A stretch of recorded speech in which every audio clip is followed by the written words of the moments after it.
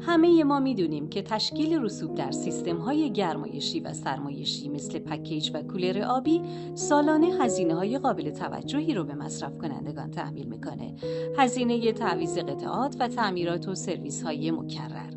حالا برای حل مشکل رسوبات آب چه کار باید کرد؟ چه راهکار علمی و عملی برای رفع این مشکل وجود داره؟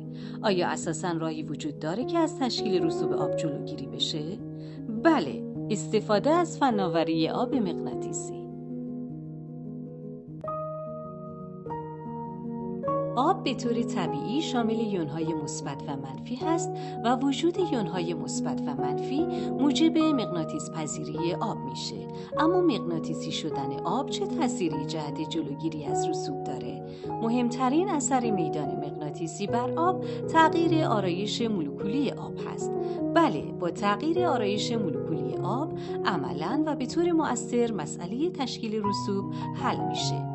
انرژی مغناطیسی وارد بر آب باعث میشه آرایش مولکولی آب از حالت کلسید که منشوری شکل و چسبنده هستند به حالت آراگونیت که کلونی شکل و غیر چسبنده هستند تغییر حالت بدن.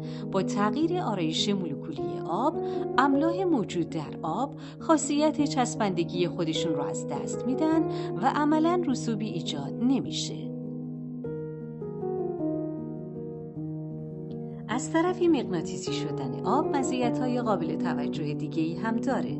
با مغناطیسی شدن آب کشش سطحی آب کم میشه و این امر باعث میشه رسوبات موجود نرم بشن. از طرفی حلالیت آب زیاد میشه و به مرور رسوبات موجود در آب مغناطیسی شده حل میشن و از بین میرن. دیگر خاصیت مهم آب مغناطیسی این هست که pH آب رو بالا میبره. به این ترتیب نیترات موجود در آب کم میشه و به خاطر کاهش نیترات و کاهش خوردگی عمر قطعات بالا میره.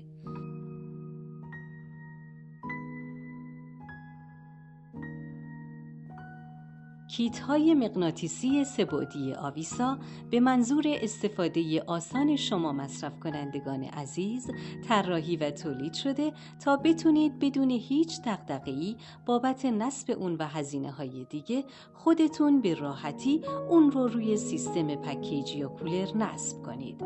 با نصب کیت مغناطیسی آویسا برای همیشه از شر مسائل مربوط به رسوب خلاص بشید.